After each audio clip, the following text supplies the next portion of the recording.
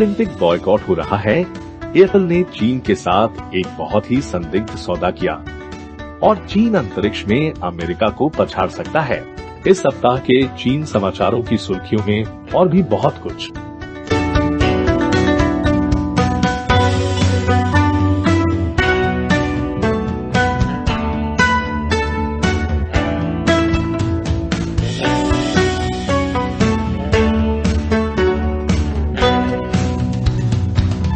आपका स्वागत है। मैं क्रिस चैपल हूं। यह एपिसोड मोवा ग्लोब्स द्वारा प्रायोजित है। ये वास्तव में अद्भुत ग्लोब है जो अपने आप घूमते हैं बिना तार या बैटरी के। और क्या आपको ये ब्लैक एंड सिल्वर मॉडल मिलता है या उनके अन्य महान विश्व मानचित्र डिजाइनों में से एक, आप हमारे ग्रह की सुंदरता की सराहना कर सकते हैं। और ग्रह के दूसरी तरफ न्यूयॉर्क में बीजिंग, जहां 2022 शीतकालीन ओलंपिक सिर्फ 2 महीने दूर है। चीन बेहद उत्साहित है। स्थल पर एक नजर डालें। उन्हें पहले से ही सभी नकली बर्फ मिल गई है। यह एक बहुत बड़ा उत्सव होने जा रहा है अगर केवल लोग दिखाई देंगे। और दुखद खबर, बीजिंग, अमेरिका ने राजनयिक बहिष्कार की घोषणा की है।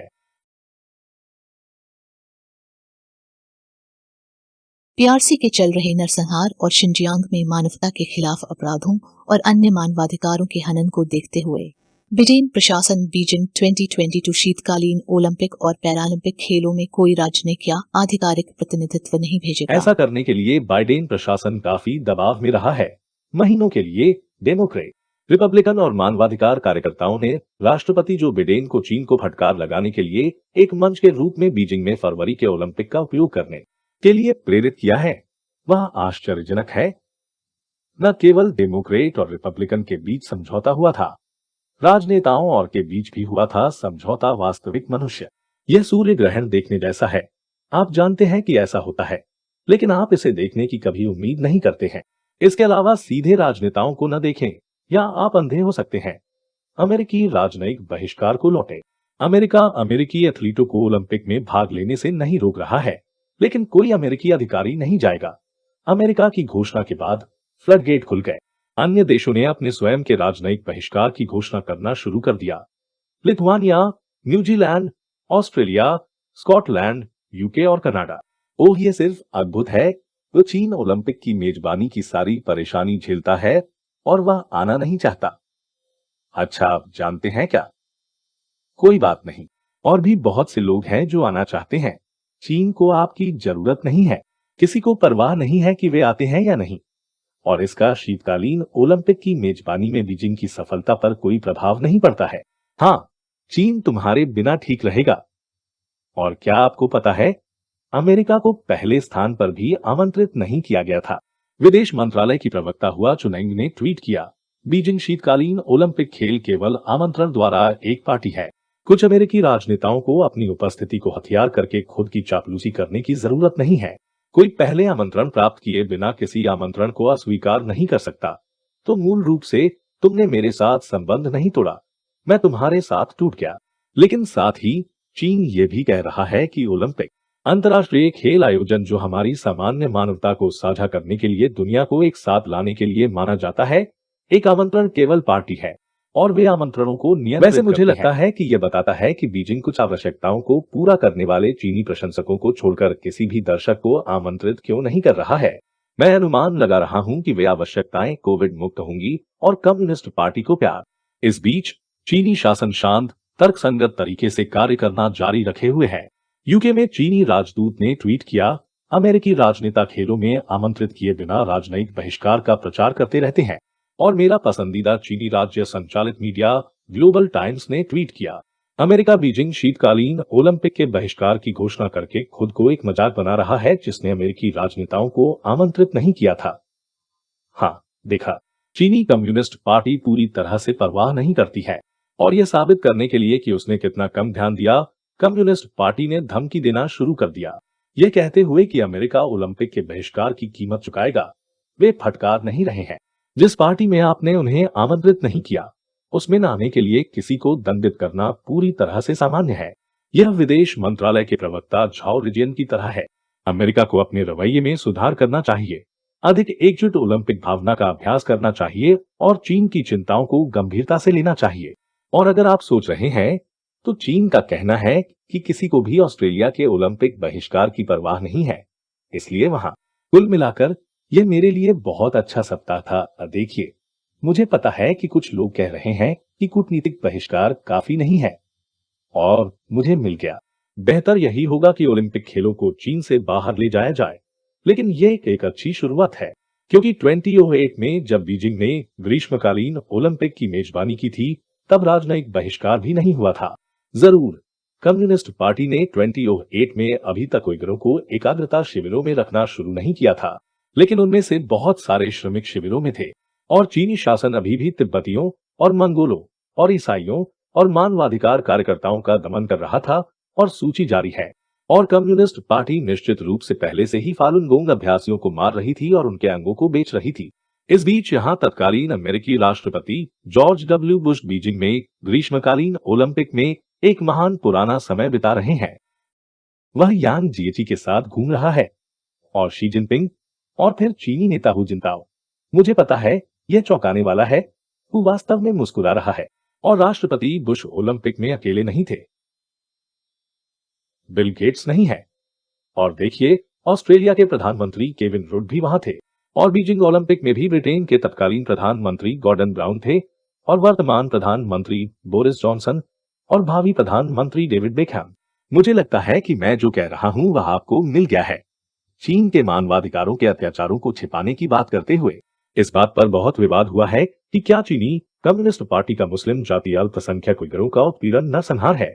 ट्रंप प्रशासन और बाइडेन प्रशासन दोनों ने कम्युनिस्ट पार्टी के कार्यों को नरसंहार कहा है, और अब लंदन में एक स्वतंत्र न्यायाधिकरण ने भी इसे नरसंहार करार दिया है। उइगर ट्रिब्यूनल ने अपने निष्कर्ष पर पहुंचने के प्राथमिक कारण के रूप में उइगरों के खिलाफ राज्य द्वारा कथित तौर पर किए गए जन्म नियंत्रण और नसबंदी उपायों का हवाला दिया। और ब्रेक के बाद आ रहा है एप्पल का सड़ा हुआ चीन सौदा। वापसी पर स्वागत है। जैसा कि मैंने पहले कहा, चीन अमेरिका को भुगतान करना चाहता है, और पेंटागन चीनी सेना द्वारा की गई प्रगति से अच्छी तरह वाकिफ है। चीन ने सैकड़ों हाइपरसोनिक मिसाइल परीक्षण किए हैं, जबकि अमेरिका ने सिर्फ 9 किए हैं। और एक शीर्ष स्पेस फोर्स जनरल के अनुसार चीन जल्द ही अंतरिक्ष योजनाओं में अमेरिका से आगे निकल सकता है। औसतन वे अपनी अंतरिक्ष क्षमताओं का निर्माण और क्षेत्ररक्षण कर रहे हैं, और हमारी तुलना में 2 गुनी दर से अपडेट कर रहे हैं। इसका मतलब है कि बहुत जल्द अगर हम अपने विकास और वितरण क्षमताओं को तेज करना शुरू नहीं करते हैं, तो वे इसे पार कर जाएंगे। यह हमसे अधिक हो जाएगा, और 2030 एक अनुचित अनुमान नहीं है। फिर भी अमेरिकी सेना अभी भी विश्व स्तर पर प्रमुख शक्ति है। और इस हफ्ते राज्य के सचिव एंथनी ब्लिंकन ने चीनी कम्युनिस्ट पार्टी के लिए चेतावनी दी थी कि अगर वह ताइवान पर आक्रमण करने की कोशिश करता है, हम ताइवान के प्रति पूरी तरह प्रतिबद्ध हैं, यह सुनिश्चित करने के लिए कि उसके पास अपनी रक्षा करने के साधन है। मुझे उम्मीद है कि चीन के नेता इस बारे में बहुत सावधानी से सोचेंगे और ऐसा संकट पैदा न करने के बारे में सोचेंगे जिसके भयानक परिणाम होंगे। इस हफ्ते ब्लिंकन ने व्यापार और राजनीति में प्रमुख नेताओं की एक सभा को चीनी निवेश के बारे में सतर्क रहने के लिए कहा। उन्होंने कहा, जब चीनी निवेश की बात आती है तो तथाकथित निजी उद्यम और राज्य के बीच कोई अंतर नहीं होता है। यदि कोई निजी चीनी उद्यम निवेश करता है तो राज्य के पास उस उद्यम की पहुंच होती है। इसे इस तरह से लिखने के लिए सचिव ब्लिंकन को धन्यवाद। यह बहुत बुरा है कि रेड डेली और वॉल स्ट्रीट हेज फंड के अन्य अधिकारी एक संदेश नहीं सुन रहे हैं। वे चीन में भारी मूर्खतापूर्ण निवेश कर रहे हैं। चीन के बेवकूफी भरे सौदे करने वाले व्यवसायों की बात करना। एप्पल सीईओ टिम कुक ने चीन के साथ गुप्त रूप से $275 अरब का सौदा किया। यह काफी खराब है। टिम कुक ने न केवल व्यक्तिगत रूप से चीनी अधिकारियों की पैरवी की, बल्कि एप्पल ने भी कुछ, क्या हम कहें, कम्युनिस्ट पार्टी को रियायतें दी। मूल रूप से चीन एप्पल को धमकी दे रहा था। इसलिए 2016 में टिम कुक सबसे उन्नत विनिर्माण तकनीकों को विकसित करने और उच्च गुणवत्ता वाली चीनी प्रतिभाओं के प्रशिक्षण का समर्थन करने के लिए चीनी निर्माताओं की मदद करने के लिए सहमत हुए। तो एप्पल चीन के सबसे प्रतिभाशाली लोगों को एप्पल की तकनीक चोरी करना सिखा रहा है। इस तरह आपको चीजें मिलती है गुफो। एप्पल ने अपने उपकरणों में चीनी आपूर्तिकर्ताओं से अधिक घटकों का उपयोग करने, चीनी सॉफ्टवेयर फर्मों के साथ समझौते पर हस्ताक्षर करने, चीनी विश्वविद्यालयों के साथ प्रौद्योगिकी पर सहयोग करने और सीधे चीनी तकनीकी कंपनियों में निवेश करने का वादा किया। इसका मतलब यह है कि चीनी कम्युनिस्ट पार्टी के सीधे लिंक वाली कंपनियां और विश्वविद्यालय एप्पल के लिए सॉफ्टवेयर और शायद हार्डवेयर भी डिजाइन कर सकते हैं। साथ ही एप्पल चीनी विश्वविद्यालयों के साथ प्रौद्योगिकी पर सहयोग कर रहा है, और चीनी विश्वविद्यालय चीनी सेना के साथ प्रौद्योगिकी पर सहयोग कर रहे हैं। क्या यहाँ कोई समस्या हो सकती है?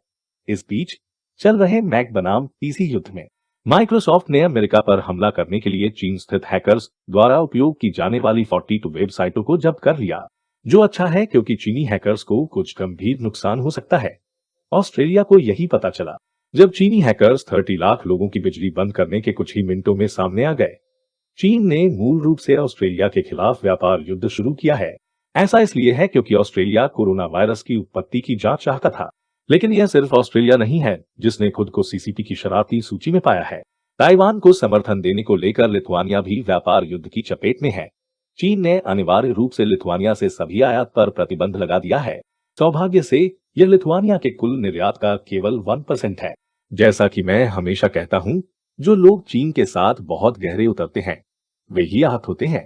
लेकिन लिथुआनियाई सांसद माता माल्देकिस ताइवान में एक प्रतिनिधिमंडल का नेतृत्व कर रही हैं और मेरे पसंदीदा चीनी राज्य चलाने वाले मीडिया वैश्विक समय के प्रधान संपादक हु जिजिन ने उन्हें एक निम्न स्तरीय यूरोपीय राजनीतिक अभिनेता कहा, जिस पर माल्देकिस ने जवाब दिया, शी हम पर हमला करने के लिए अपने जोकर भेज रहे हैं। हमें चीन को the people's republic of comedy कहना चाहिए। अब मुझे पता है कि मुझे इसके बारे में खुश होना चाहिए, लेकिन मैं नहीं हूं। मैं इस शो को लगभग 10 साल से कर रहा हूं। मैं पीपल्स रिपब्लिक ऑफ कॉमेडी के साथ कभी क्यों नहीं आया? यह आदमी एक प्रतिभाशाली है और इस एपिसोड को मोवा ग्लोब्स ने प्रायोजित किया है। मैंने पहले मोवा ग्लोब के बारे में बात की है। मुझे तकनीक से प्यार है। यह स्वचालित रूप से घूमता है, परिवेशी सूर्य के प्रकाश द्वारा संचालित होता है। जब आप इसे उठाते हैं तो यह घूमता रहता है और जब आप इसे वापस इसके आधार पर रखते हैं तो यह अपनी गति को ठीक कर देता है।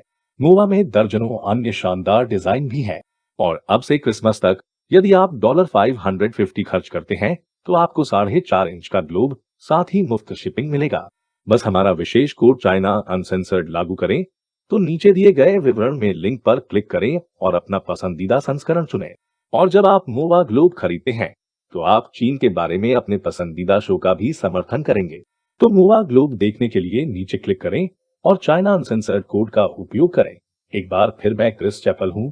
अगली बार मिलते हैं।